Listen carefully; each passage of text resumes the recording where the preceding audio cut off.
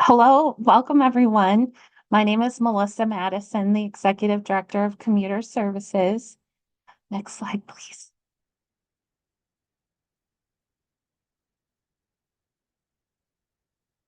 A recording of this webinar and the slides will be emailed to you within 10 days, and we will answer questions at the end of each presentation. To submit your questions, please use the Q&A tool in Zoom here. And if you're watching this after we've been live, you can email your question to Kate at 494corridor.org. And we would appreciate if you could refrain from using the chat option.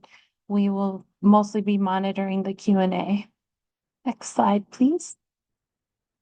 Commuter Services is an outreach program of the 494 Corridor Commission. And the Corridor Commission was established back in 1986 to address concerns about increased traffic congestion along the corridor and cut through traffic. And our member cities include Bloomington, Eden Prairie, Edina, Minnetonka, and Richfield.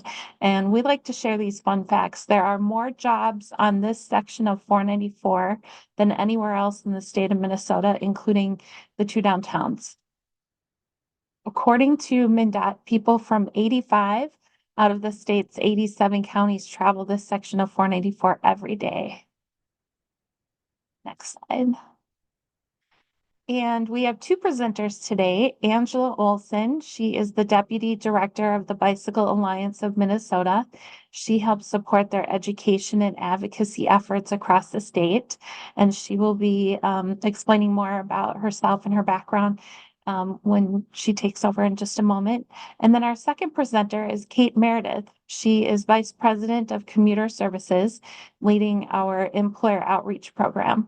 She's a longstanding member of the Association for Commuter Transportation, and Kate holds a BA from the University of Minnesota. And now I'll turn it over to you, Ange. Thank you so much, Melissa. Appreciate it. Hi, everyone. Thank you so much for joining us this morning. I really appreciate your time and the invitation to come and talk about some of my favorite things with y'all, which is bicycle and pedestrian safety. Like Melissa said, my name is Angela Olson. I'm the Deputy Director at the Bicycle Alliance of Minnesota. I've been there, this is my fourth summer. The Bicycle Alliance of Minnesota is a nonprofit that does education and advocacy across the state of Minnesota. And our vision is really to make Minnesota a place to safely get around. We want biking, walking, rolling, taking transit to be easy, safe, and fun for everyone in Minnesota. Um, Here's just a little bit more about us. You can kind of see over on the left is an image of kind of a timeline of where we've been across the state, how our organization has been around. We've been around for 16 years. We just celebrated our 16th anniversary this past winter. We are a chapter organization, so we have, I believe, now 12 or 13 chapters across the state. And our headquarters is located in South Minneapolis. However, I have colleagues that work across the state. Our executive director lives in Rochester. I have another colleague who worked very closely with us who lives in Bemidji. So we're really, truly all over the place. And we just really want to make sure that everyone should have access to active mobility that puts human life and health first. We do everything from lobby for safe bicycle and pedestrian laws at the Capitol. So actually, we're in the middle of our legislative session right now. I was just in Washington, D.C., lobbying at the national level for safer bicycle and pedestrian practices. And then we also do all sorts of education work, including some of the things I'm doing today, which is to give you some information about how to get around safely, especially on your bicycle. So today, here's just a little information about what we're going to do. I'm going to talk about primarily getting around on bicycle. I'm going to talk about equipment and fit, some biking behavior, how to get ready to ride. I'll talk about basic bike law, lane positioning, how to ride at night, and personal safety. And then I'll make sure we have time for question and answer. On the right is a little picture that you can see in front of our Bike and van. So if you ever see this van driving around Minnesota or in your area, it means that we're there doing some great programming. And then in front is a group of adult educators that we trained several years ago as part of our league cycling instructor program. Just a little bit about me since I'm presenting to you. So, I have my background is actually in education. So, I've been an educator in predominantly Minneapolis, but I've actually taught across the whole country for about 20 years. And grew up riding my bike as a kid, grew up in a household where my mom wasn't wasting any gas to bring me anywhere extra or special. So I rode my bike everywhere. When I moved to Minneapolis to go to college, okay, I'm also a University of Minnesota graduate, Sky U Ma. That's when I really started commuting by bicycle. I got into riding my bike because I was taking the bus a lot and frequently late at night after school. And waiting for the bus started to feel a little bit freaky to me. So I started riding my bike to feel a little bit more empowered and in control of getting home. So I help support our education and advocacy efforts across the state. The education efforts that I think are worth telling you about are we have a statewide education curriculum program called Walk Bike Fun, where we train educators across the entire state how to teach walking and pedestrian safety to students grade kindergarten through eighth grade. Minnesota does actually have a law in place now mandating bicycle and pedestrian safety be taught in all schools K through 8 across the state. That's part of some legislation that we actually wrote. This curriculum is not required, but it is a tool that schools can use to get more kids biking, walking, and rolling. We have an adult learn to ride program where we teach adults who have never learned how to ride a bicycle. And at the end of the program, they actually get to keep a refurbished bike. And then we have a e-bike commuter assistance program, which started in Minneapolis and St. Paul, but we now have two locations in Red Lake and Duluth, Minnesota. And that is a program where we work with organizations and businesses, provide free electric bikes to those businesses for their employees to use to get to and from work. And we also incentivize those employees. We pay them $1 per ride that they choose to ride their bike to and from work rather than drive in a car by themselves. On the right is just a picture of me with my electric bicycle. I ride an e-bike every day. I'm a year-round commuter. I'm actually in front of our office there, smiling into the sunshine. I've got my email address, which is just my name at bikeamend.org. And then I've recently joined Blue Sky. So if you feel like checking me out on social media, that's my Blue Sky handle. All right, so let's kind of talk about getting started. So you're going to need two really important things to ride a bicycle, and that is a bicycle of some kind and a helmet. In Minnesota, there are no helmet laws, but both personally and professionally, I strongly advocate for helmet use. Wearing a helmet is something that we call passive safety, which means you do it once and then you don't have to think about it for the rest of your ride. So putting on your helmet doesn't prevent a driver of a motor vehicle from crashing into you, for example. But if that did happen, it would help protect you in the event of a crash. So sometimes people get a little bit confused or overwhelmed or nervous when thinking about choosing a bicycle for themselves. So I just want to kind of give you some information that might be useful as you consider this. So first and most importantly is size. When you stand over a bicycle, you should be at least an inch of space between the frame and your body. I'll show you some pictures of different types of bicycles. Different frame shapes and sizes might be different, but you want a little bit of space and a little bit of room. You want to be able to reach the handlebars comfortably and ride without straining your knees and your back. I always tell people your bicycle should fit you. Your body doesn't need to fit your bicycle. So there's a lot of ways that you can fit moving the seat up and down. And if you really find yourself struggling, you can go to a bike shop. or a professional bike fitter, which they do actually exist, and kind of get some more assistance there. If you look down in the bottom left-hand corner is a little infographic that I've had for you that kind of shows what I'm talking about, having some clearance between you and the bike frame, having the handlebar at a comfortable height, and being able to have your knee slightly bent when your foot is all the way at the downstroke. Style is another thing you want to think about. I can't say that looks don't matter, right? You still want to have fun on your bike. You want to bike around on a cute bike that you feel good about. They come in different frame styles and shapes, like I mentioned. The two most common are step through, or when I was growing up, we called this a girl's bike. I don't use that language anymore because anybody can ride any kind of bike. But step through frame, which is slanted, and stand over, which is more straight across. In as For example, in that image down below, the person in the orange shirt and the blue shorts is standing over a bicycle that has a standover frame where the top bar of the bicycle runs straight across. And then another thing to consider is asking yourself, what kind of riding do I want to do? Am I really looking for something to get me around in the city on my commute? Do I want to do mountain biking? Do I want something that can maybe do a little bit of everything?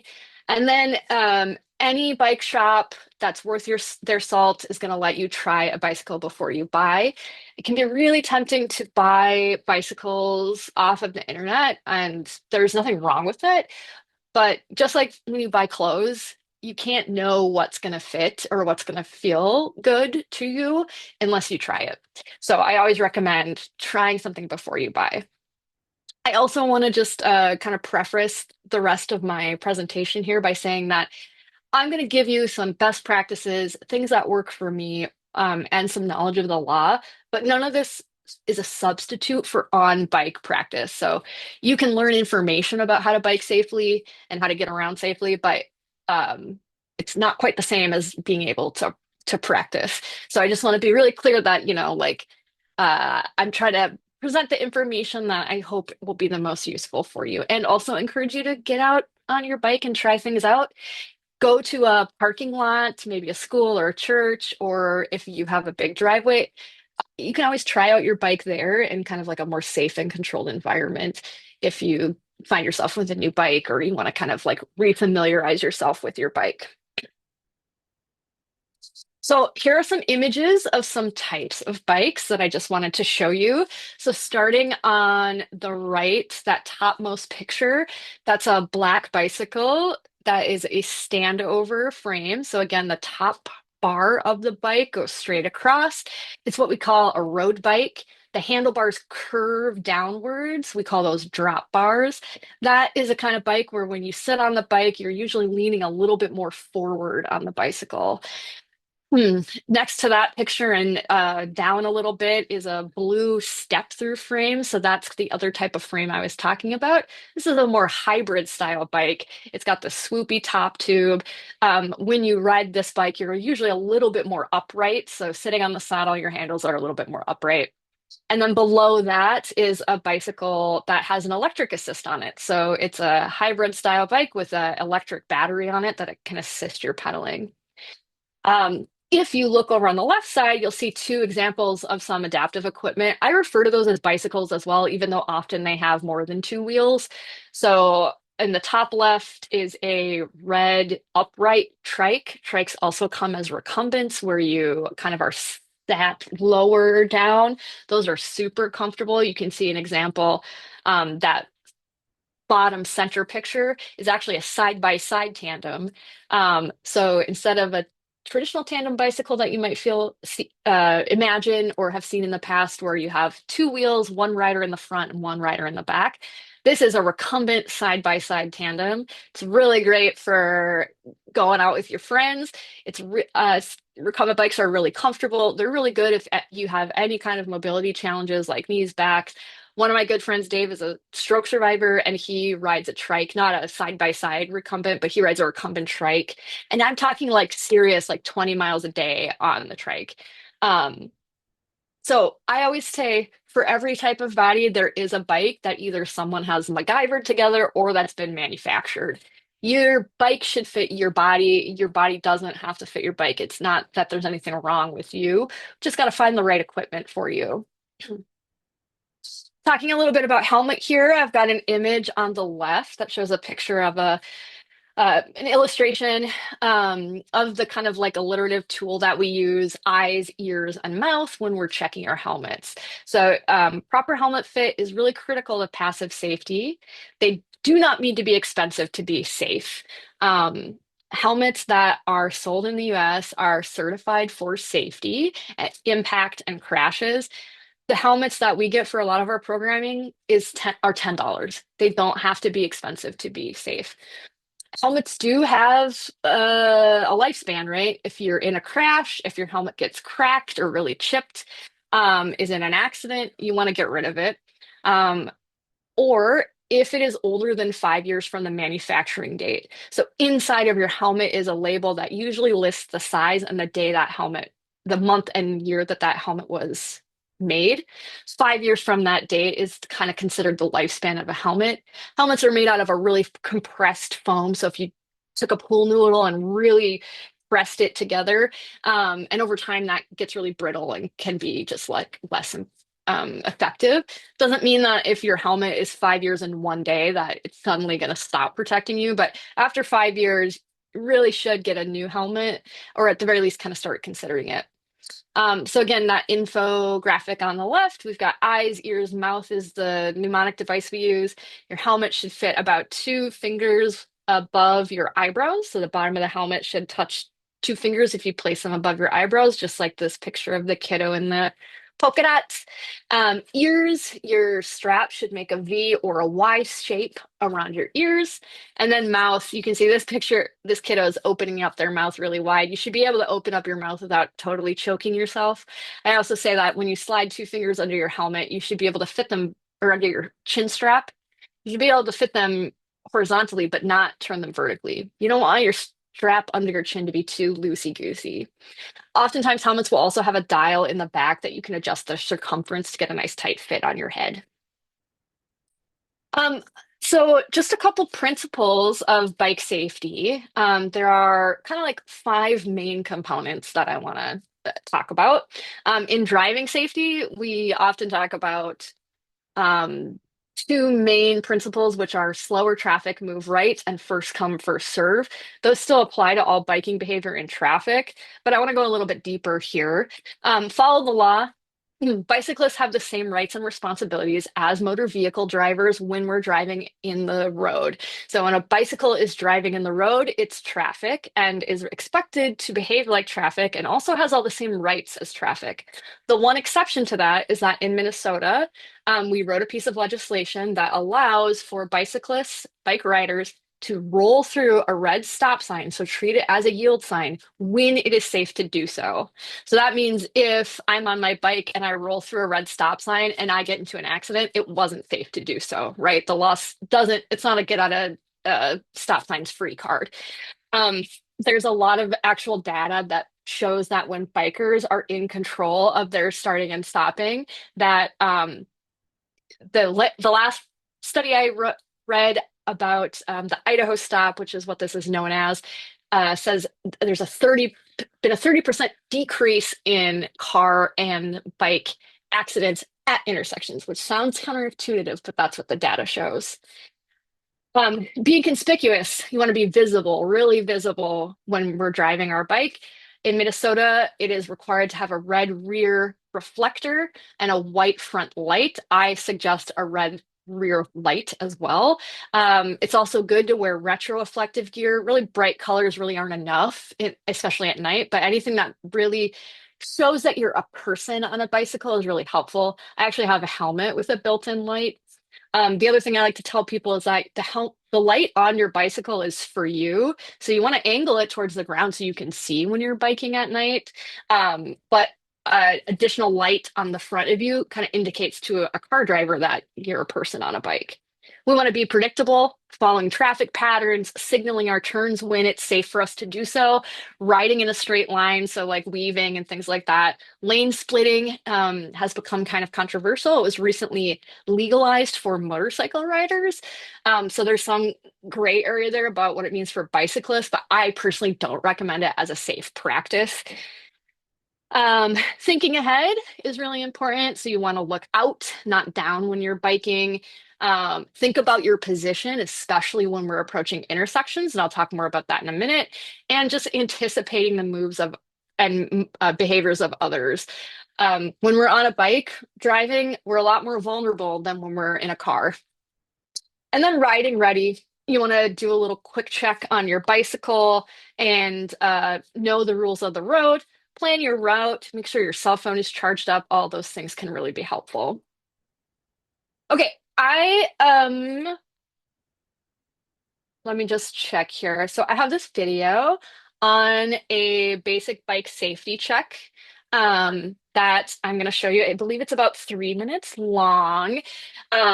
This is also information that's available in our Bicycle Alliance of Minnesota handbook. At the end of my presentation, I will put all of the links in the chat for you so you can copy all those, including this video. So I'll assume everyone can see and hear unless I hear otherwise. But so this is about the ABC Quick Check, which is a simple 1 minute check that you can do on your bicycle before you ride it.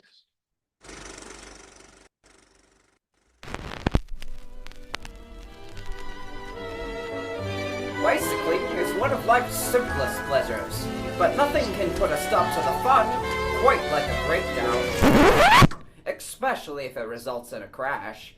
So today we'll illustrate a quick and easy safety check that anyone can perform on his or her own bike.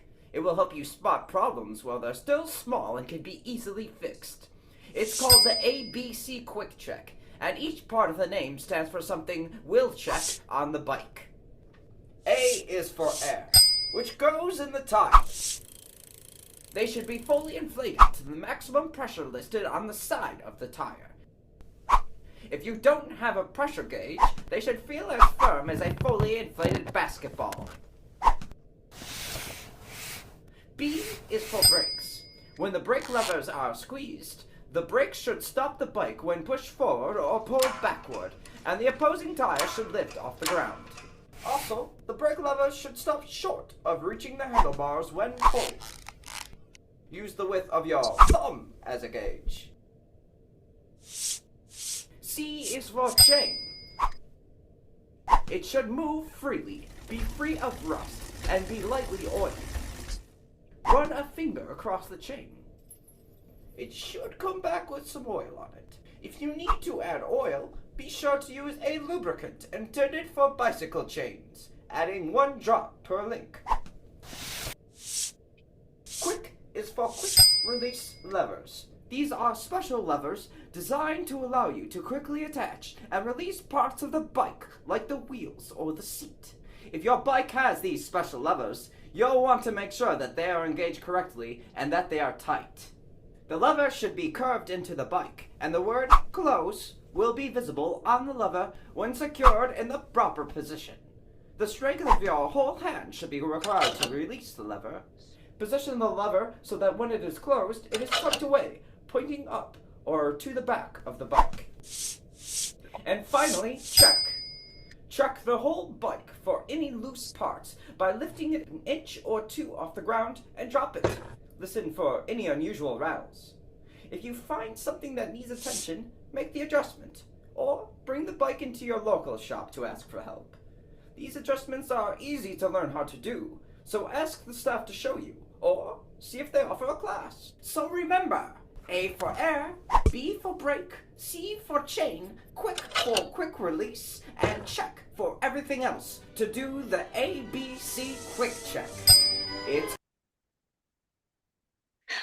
All right, I figured I could tell you about the ABC Quick Check, but it's kind of fun to see, to hear somebody else do it. Okay, so whoops, we don't need to do that again.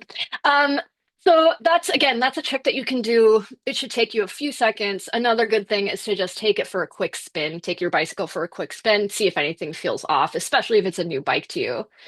So I'm going to talk a little bit about the Minnesota bike law. I already mentioned this, but in Minnesota, bike drivers have the same rights and responsibilities as vehicles, except for the stop as yield. I've got actually a blog post on this stop as yield maneuver that I'll link to in the chat later. Um, one other important caveat is that bicyclists can drive on the sidewalk, but when we're on the sidewalk, we're required to act like pedestrians, which means going slower and moving, yielding to people walking and rolling on the sidewalk. So I always say it's a good way to think about it as when we're on the road, when wheels are on the road, we're pedestrian, or we're traffic, we're driving our vehicle. Wheels on the sidewalk, we're like a pedestrian, we got to move slow. Some other bike basics that are important to know are different types of bike lanes. Minnesota is actually in the top 5 in the nation in terms of bicycle infrastructure. We have a lot of it. The League of American Bicyclists just released their bicycle-friendly cities and bicycle-friendly businesses for the year. And we're always kind of at the top of that list, which is really great. But sometimes we see things that we're like, I don't know what that is. So here are some examples of bike lanes. You might see them just with the dashed lines or the solid lines. You might see them painted oftentimes in a green to indicate that they're there. An advisory bike lane is something that is put on a road that is actually too narrow to share with bikes and cars.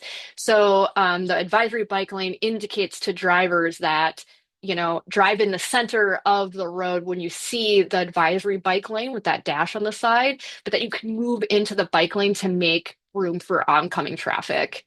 You might also see buffered bike lanes or protected bike lanes. Sometimes they're buffered with paint, sometimes they have bollards.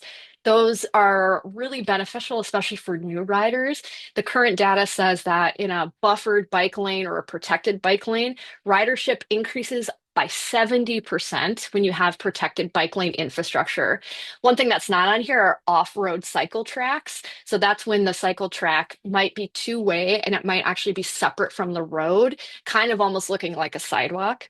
And the way that those intersect with intersections might change based on the traffic engineering and design of the area. In Minnesota, you are not required to use a bike lane, and in some instances, it is actually less safe to use one. One example that I can think of is I bike to work every day. I have to go across Minnehaha Avenue in South Minneapolis, and in the wintertime, the bike lane disappears. So I, in that case, usually end up taking the lane. There might be debris, snow, potholes. You might have to move out of the way. But an additional concern oftentimes is the bike lane is right up against the area where traffic is parked and can put you at risk of being what we call doored. I want to talk a little bit about lane positioning, but again, I thought I'd show you this 1-minute video that could also just explain a little bit about why a person riding a bike might choose to bike in the bike lane. Have you ever wondered, why is that bike driving in the middle of the road? Why don't they move over so I can pass them? Today, we're going to explain what's happening here in under 90 seconds. Ready? There are lots of road hazards that are worse for bikes than cars. Potholes, car doors opening, roadkill. Ew. For these reasons, it's usually safer for a bicyclist to use the middle of the lane. Plus, riding here makes the rider more visible to approaching traffic from behind and gives a better line of sight for vehicles entering the road. Are they allowed to be there, even if they're traveling slowly? Yes. Yes, they are. And if they're not going as fast as I want to drive, can't I squeeze past in the same lane? Great question. Definitely not. Just as you would pass a slow vehicle, you'll need to yield, change lanes to the opposite lane when safe, and then pass with a minimum of 3 feet of distance. And lastly, never, ever pass a bicyclist before turning right. Slow down, signal your turn, and safely merge into the bike lane if there is one. This is the one time you're allowed to drive a car in the bike lane. Yield to bikes that are going straight. There you have it. Use these tips to protect your car from bike scratches. And maybe, save someone's life while you're at it.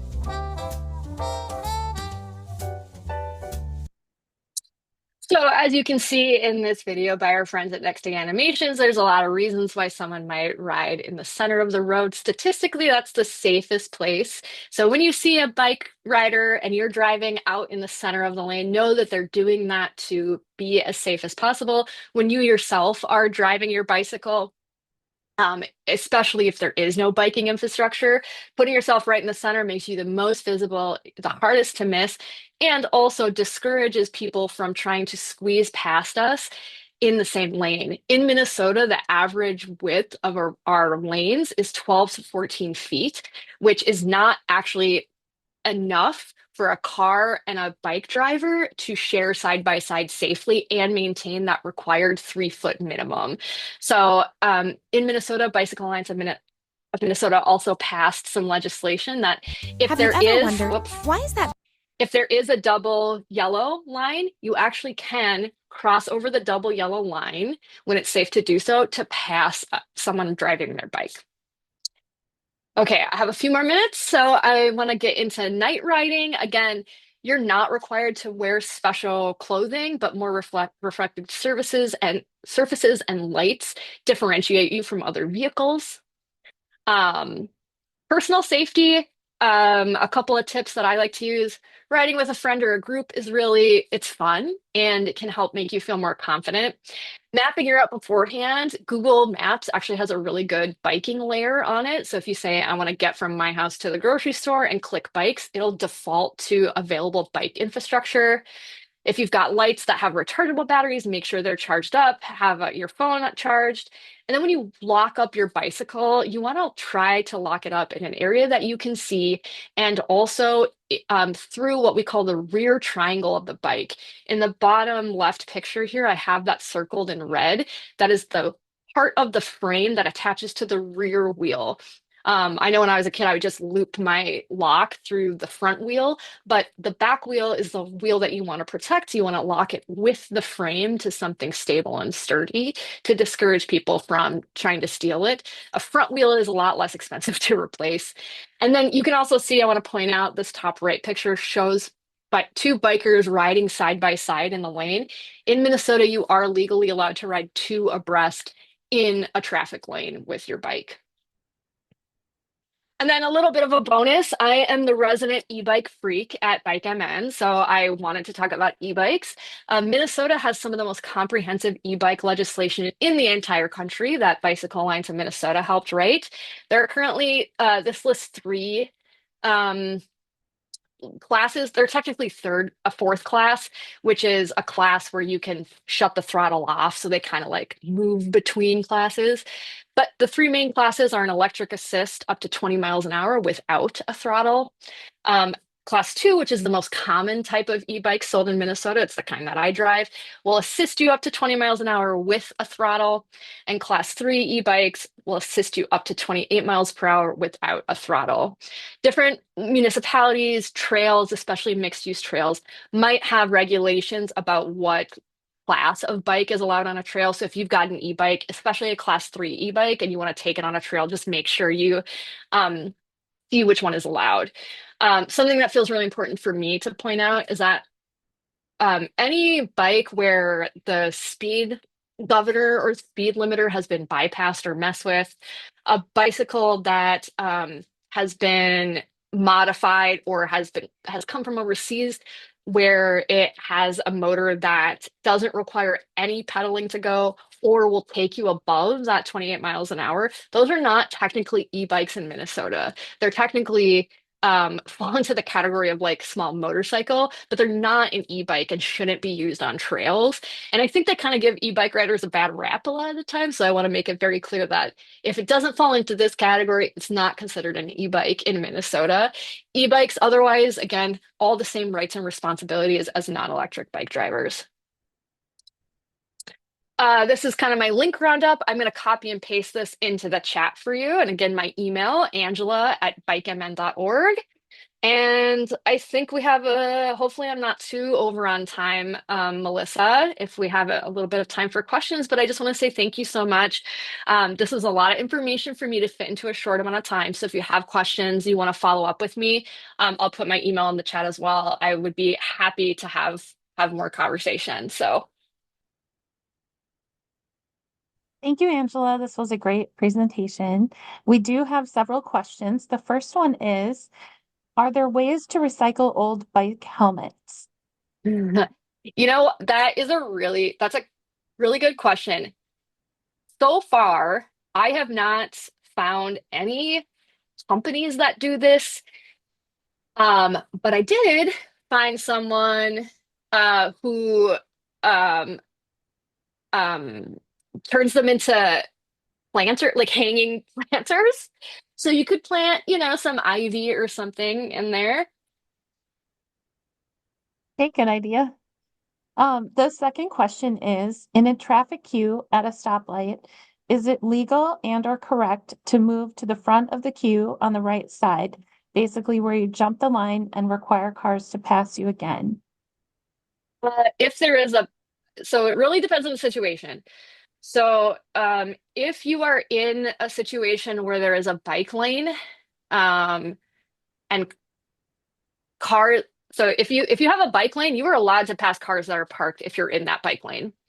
Um, it also, depending on the situation, um, can be safer to do that depending on the intersection. But in general, you um, if there's not a bike lane, if you're just on the road, if there's enough space and you already are driving on the right side, you can pass. But in general, it's not the safest practice. But like I said, there are some instances where, for example, like I live in an area where I have to cross Highway 55 every day, and sometimes I move to the front so I can go and hit the pedestrian button so that I actually get the light to cross. So it really depends on your own safety. Um, because of that lane splitting law, there is some gray area about the law about it, but that would be my advice. Very good. And our next question is, when on a shared path that parallels a road and at the traffic light controlled intersection, must one wait for the walk signal before proceeding across, or can you proceed when the light turns green? So usually those two things line up. In some cases, the crosswalk will actually start before the light turns green. You are allowed as a bicyclist to use the crosswalk to cross the street. Again, when you're in that, you just have to kind of act like a pedestrian, so go slower. So when you're on a bike, you kind of get to choose. If you're in the road, you have to wait for the light to turn green. If you're on the sidewalk or on an off path, you can cross with, or on a off street path, you can cross with pedestrian traffic. Sometimes in that instance, the traffic light will even have like a special bicycle light that will show you when you can and can't go. And in that case, you are required to follow that traffic signal. Very good. So we only have 3 questions come in so far, but to our audience, you can continue writing questions in the Q&A, and we'll have time after my colleague Kate Meredith presents to answer questions from Angela's presentation or Kate's presentation. So now we're going to turn it over to Kate Meredith, and I'll mute Great. myself. Thanks, Melissa. Thanks, Kate. Again, I put all the links that I mentioned in the chat to some helpful resources, and also my email. So please feel free to reach out for me. Thank you so much, Angela. That is such great, thorough, helpful information. We really appreciate it. So I'm going to talk about the free sustainable commute resources that Commuter Services offers to employers and residents and commuters. Okay, so first talking about strategies and resources for employers, we have a host of things. I'll just point out some of our most popular. We can come out and host a commuter fair or do a lunch and learn presentation about sustainable commuting. We can write articles for you to share through your organization's newsletter or blog or intranet. We have a quarterly employer newsletter and a monthly commuter newsletter available as well. And we can provide your organization with a display of resources. And all of these things are free for employers. So bicycle commuting resources and strategies, we have many of those as well. Just going to do that. There we go. So you can hold an on-site bicycle safety check. We facilitate that. We just had one yesterday. Lunch and learns. You can provide showers and lockers. That's important for bike commuters as well. And you can also offer bike repair materials like a tire pump, patch kits, and tools for fixing minor issues. More companies are offering these bike repair stations or rooms for bike commuters to use to fix up their bikes. Commuter services can help provide our free bike commuting resources, which includes bike trail updates. We can also provide any organization who's willing to promote bike commuting to their employees a free bike rack. And also we have the demonstration bus bike rack, so employees can learn how to place a bike on a bus bike rack in a no stress environment. And we have a load of bike commuting resources for commuters as well. I mentioned the bike trail updates, and we track where there are detours and closures for bike trails and send those out to anyone who signs up for that email list. We have a growing list of on-demand bike to work commuting webinars, which this includes how to bike to work 101 and extending your season. And I mentioned the bike commuting resources includes a commuting guide with tips for riding in traffic. We have a free copy of the Hennepin County Bike Map. We just picked up the 2025 Bike Map, so we can provide that to anyone who's interested. Lots of great resources. May is National Bike Month, and we promote it here in the Twin Cities as well. Commuter Services is giving away an electric bike and also a $150 Visa gift card or a bike swag bag. And you can visit our website at commuter.org to sign up. It's really simple to be eligible. You just try a sustainable commute once in May. Even though we're highlighting the benefits of biking in May, it can be any mode that isn't driving solo. So carpooling, taking the bus, teleworking, that all counts for the Bike Month prize. We have monthly try-it campaigns like our Bike Month campaign throughout the year. So anytime that you can try, a non-drive alone commute just once during the month, you can sign up. The best way to find out about what our monthly prize is to sign up for our commuter newsletter. And I'll tell you how to do that coming up, but you just go to our website and it's very easy to do. And we'd love to be invited to your events like your Bike to Work or sustainability, employee or tenant appreciation, health and wellness and benefits are just some of the events that we go out and participate in, and we love it. And just invite us and we'd love to be there. So we're having a special celebration that Commuter Services is hosting next Thursday, May 15th from 4 to 6 p.m. at Round Lake Park in Eden Prairie. Bike MN, our friends there, will be providing free bike safety checks. We'll have a fun bike decoration station for the kids. There'll be a free taco truck. We'll be doing the bus bike rack demonstration and lots of vendor booths. We'll have MnDOT. We'll be there with the 494 construction information. Southwest Transit will bring one of their autonomous vehicles, Three Rivers Park District. Lots of great things happening next Thursday, May 15th in Eden Prairie. We have transit resources for employers as well. There is a deeply discounted transit pass that employers can participate in and pass on a great unlimited ride pass to their employees. We help companies enroll in that and be your ongoing promotional assistant. We can provide personalized transit information for your work site as well with schedules and transit maps. Our transit resources for commuters includes a customized bus train route itinerary with 2 free ride passes to give it a try. There is a program called TAP, Transit Assistance Program for lower income residents, and we can tell you all about that and other great things that we can provide for commuters in the way of transit.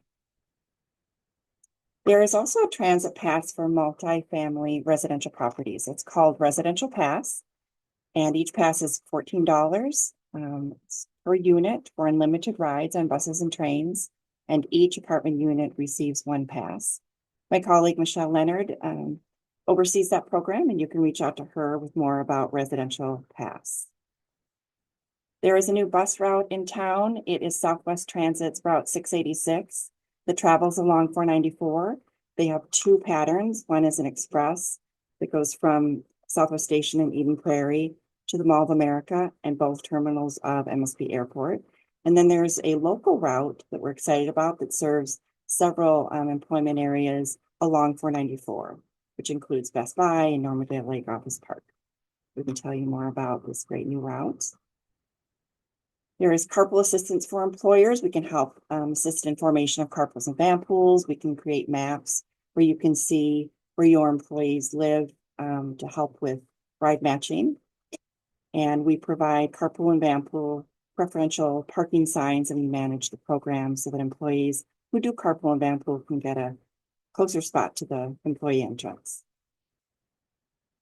For commuters, we have tips for how to set up a successful carpool. There's also a free regional matching system that's very confidential and easy to use, and you can find people who have a similar route to work and schedule.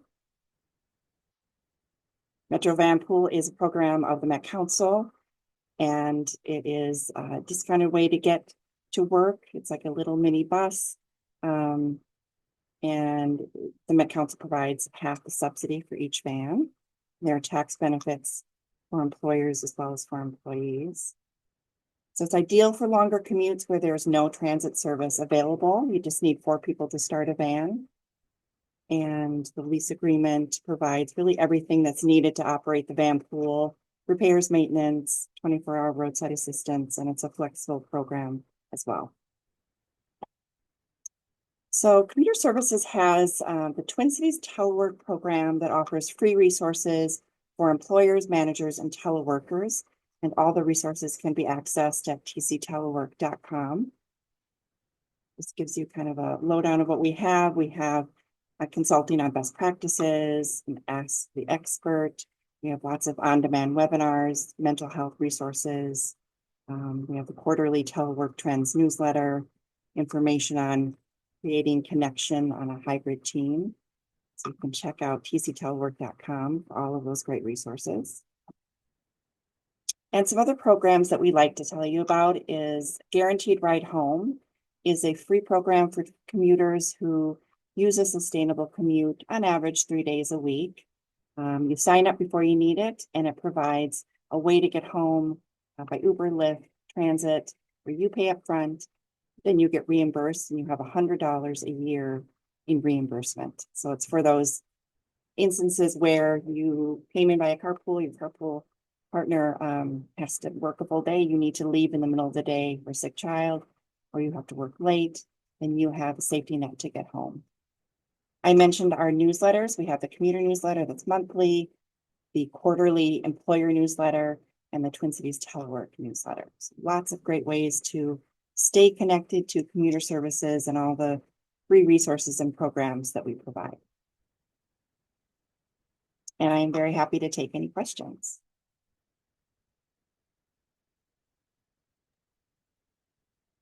Hey, and Angela, we did have a question come in. It says, if I'm a new bike rider, what is the easiest way to learn? Yeah, I'm happy to try and answer that. So BikeMN does have adult learn to ride classes. So our website, bikemn.org, is the very first link that I posted in the webinar chat. And so we do work with community partners to do that.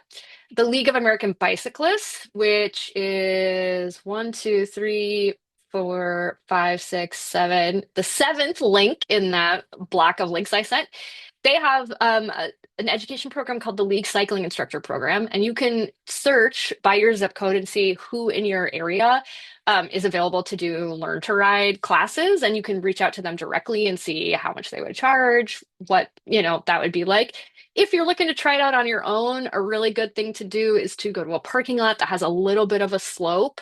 You can actually take the pedals off of your bike with adjustable crescent wrench and use your bike almost like a scooter. So that's how we start with scoot biking. And once you're able to balance for 5 Mississippi or 5 seconds, then you can put your pedals back on and kind of start through pedaling. So that's a really good way to kind of practice and start. But I would highly suggest reaching out to somebody to kind of assist with you. My email is also in the chat. If you reach out to me, I can connect you depending on where you're located. There are a couple people I know who do teach those classes one-on-one as well.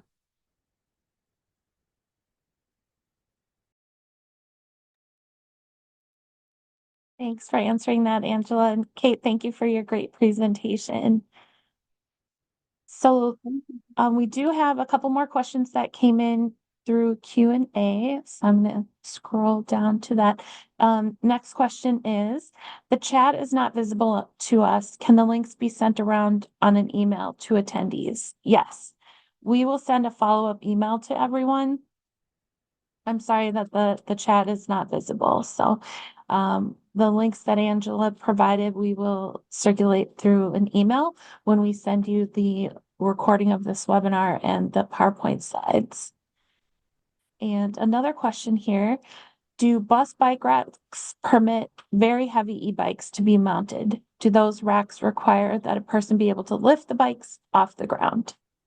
So most of them can handle it. You do have to lift your own bike. So that's kind of the challenge. The good news about e-bikes is that your range is usually a lot longer. So hopefully you've got your battery charged and you're able to get to where you're going. But yeah, you do have to lift it yourself. The only time that bikes don't fit, if you have a super fat tire bike, sometimes the racks don't fit. Or if you have a bike with really small wheels, like 20-inch wheels, sometimes the racks don't, it won't fit up with those racks either. So, but you do have to lift it yourself, unfortunately. So that's one of the drawbacks of e-bikes is they are heavier. Yes, good answer. So we can wait just another moment to see if any other questions come in.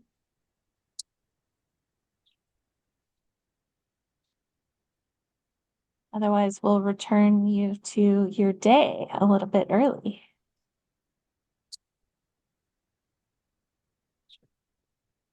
So seeing nothing else come in, we want to thank you again, everyone in the audience, for being here.